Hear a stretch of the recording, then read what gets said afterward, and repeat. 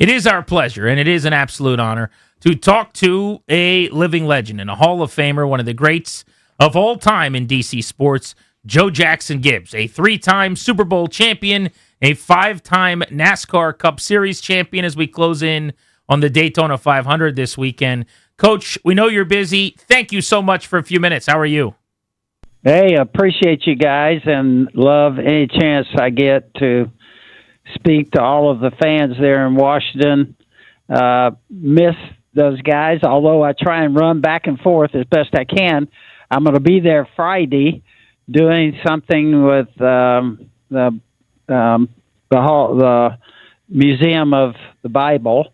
So I'm up in Washington a lot, but just, hey, appreciate you guys having me on. Well, we're thrilled to chat with you anytime we get the chance to.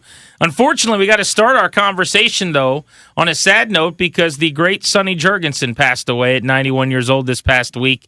We wanted to get you on just to talk about Sonny and share some stories. When you heard that news, what came to mind?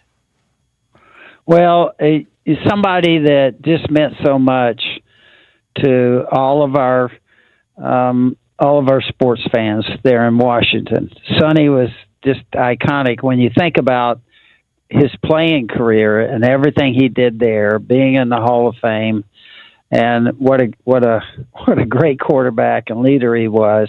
But then he comes out of that Hall of Famer, and then his radio time, that became something that all Redskins fans absolutely love. Sonny, Sam, and Frank. Man, that was huge, and particularly when I was there, they were stars, really. And so I think when I did my original show there, my show, it was Sonny and Glenn Brenner. Glenn may have always made a huge impression on me in my life. He may have been one of the funniest people I've ever been around. And so that whole group, okay, when you think about those guys, Sonny, Glenn Brenner, Sam, Frank, all those guys teamed up to really make the history there of Washington what it is. And, of course, Sonny being a great player. So he was always around the complex, always a big part of any Washington conversation or football. And, of course, George Michael being the one that kind of oversaw my show when I was there. We got to be close friends. He and Pat, George just meant a lot to me. I remember I would be so sleepy and tired on those Thursday evenings, and I'd be half asleep sitting there, and they'd be putting makeup on me, getting ready for the show. And here I'd come in there, and he was always on a high and going, and I would go, hey, you're the one that's fired up about this, not me. And so with George, it was that whole crew, Sonny being a key part of it. Those guys were so much fun, and it meant so much to all the fans there. And to me, to be a part of that, it was a thrill. And we just had, our football team, our players, we had class people, and it was a great time. Coach, when did you first meet Sonny, and what did you heard about him? Well, I first met him by being on the sidelines opposite him. And, when I was with the Cardinals and stuff and playing the Redskins and watching him play.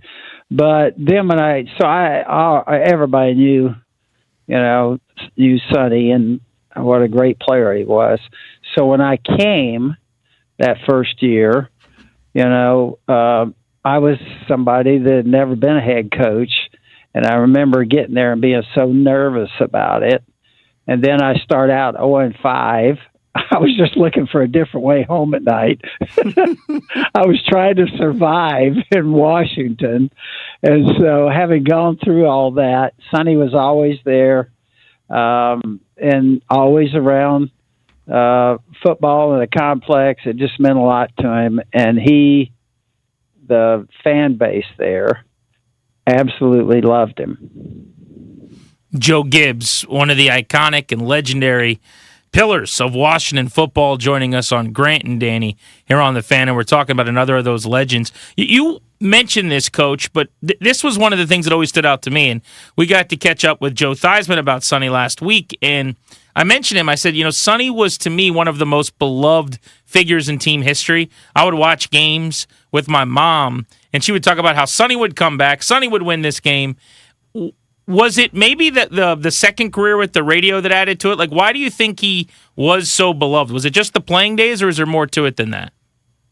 Well, I think when you've got something like the Redskins had that meant so much to that city and town, it's the one thing that united, I think, D.C.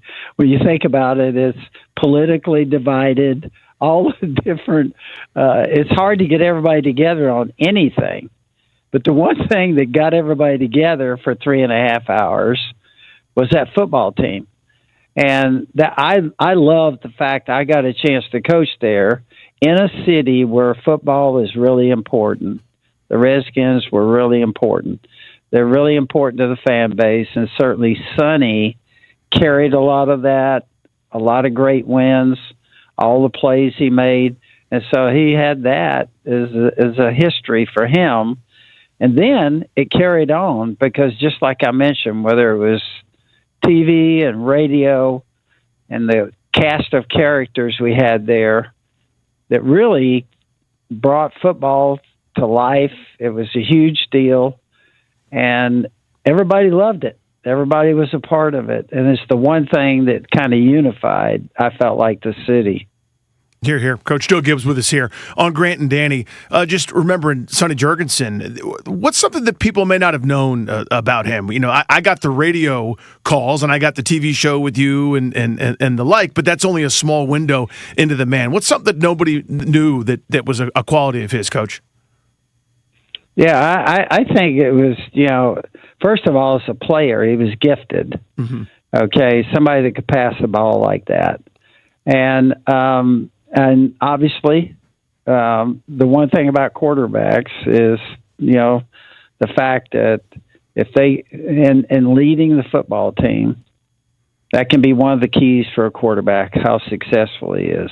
And I think that's one thing that Sonny was. Obviously, with that group, that he was a group of characters he was with when they played. Obviously, I think being the leader of that and getting the wins. And then, of course, I think for the fan base, that meant so much to them. I just think he was gifted as a passer. He obviously played a very important role in the Redskin history. And then it continued after he came out of football, and that people loved him. They wanted to hear what he thought about football. And I think it was really, really important, his role there in radio and TV, and of course it carried on, and we all are going to miss him. Joe Gibbs on Grant and Danny, the 3-time Super Bowl champion. Coach, as I always do on Super Bowl Sunday, I was thinking about you. We can't watch Super Bowls, even me. I wasn't even old enough. I was in diapers for the last one, right? But I've watched them all on video. I know the plays and seen them. No one in this town that lived through that can watch Super Bowls without those memories. What's it like for you on a Super Bowl Sunday? As you're watching Patriots Seahawks a couple days ago, are you reliving those Super Bowls, or are you able to actually just sit back like a football fan and eat a chicken wing? Actually, I think I'm, kind of a pretty good just fan. I really respect the game of football when you think about it and you think about the NFL. I think we all love it for the following reasons. First of all, it's the gifted plays, the athletic performance of people when you see those guys do some unbelievable physical things. Okay, so we admire that part of football. The second part of it that we admire, it's physical. It's one of the things in life, if you're not physical, if you don't run and stop the run, you're hitting people. It's a physical performance. So we all love that. And then the third thing is that a lot of people miss, you got to be smart to play this game.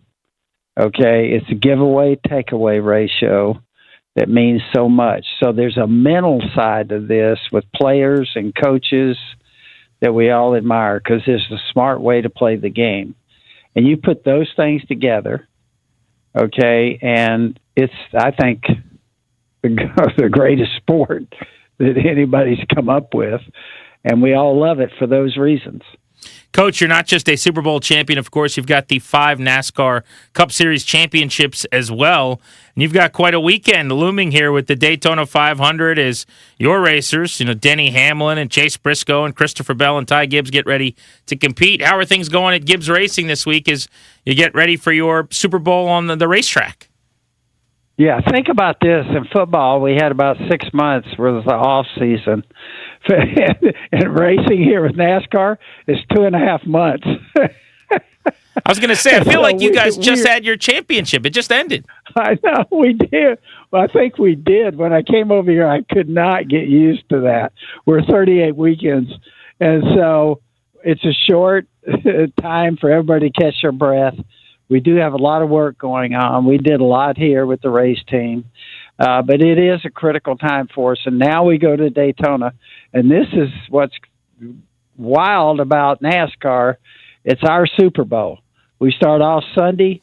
It's packed right now, sellout crowd in Daytona. And it's going to be a huge deal as we kick off our racing year. Coach, how is that preparation different when you lead up to the Super Bowl season along with a great team that you know is great, you're familiar with them, you help form the team, training camp and the like, versus you start off with the big one? What's the preparation like, and how is it different and maybe similar?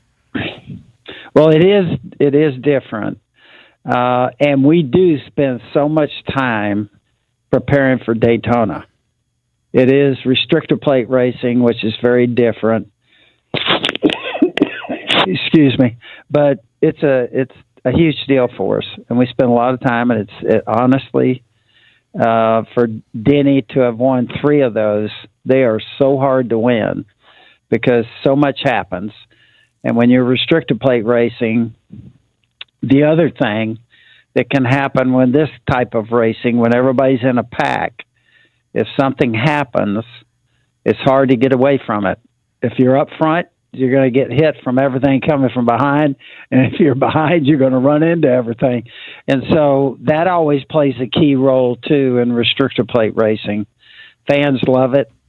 Owners, we don't love it. Not as much, huh? Because we're going to normally tear up a lot of stuff. You're kind of helpless so sitting there. Ready to go to Daytona. And with all the banging and any crash, we got work to do. That's exactly right, yeah. Well, Coach, what an honor. Always love chatting with you. And next time we get to talk, we hopefully will keep it all positive. But Sonny lived a great life, and we wanted to reach out to some of the most important people that knew him in this town as far as football went for our listeners, and we really appreciate you making some time for us. Well, thanks, Grant, Danny. Appreciate it. Anytime I get a chance to speak to our fan base there, thank y'all, and I thank the fan base. It was one of the greatest experiences anybody could have. For me, our family, our football team, and everything, our front office, it was a thrill to be a part of it. Love everybody in D.C., and thank you for all that everybody did for me. Thank you. The pleasure is ours, and good luck this weekend, Coach. Go get them. Thank you, man. Thanks, guys.